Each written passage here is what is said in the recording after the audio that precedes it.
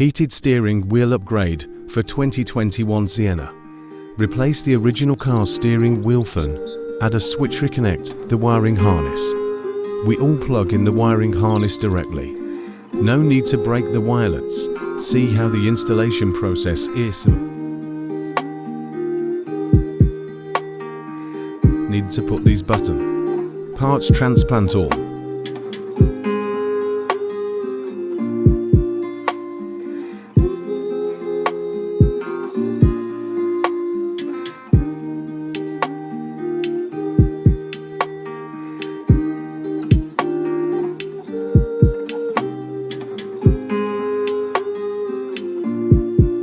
This is a power cord for the heated steering wheel.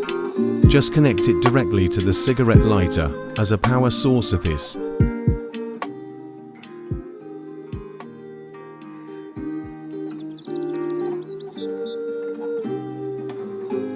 Is the plug for the heater.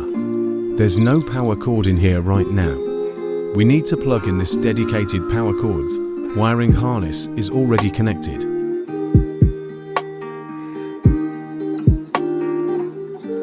Need to restore the steering wheel about 3 minutes. The temperature can rise to 40 degrees Celsius.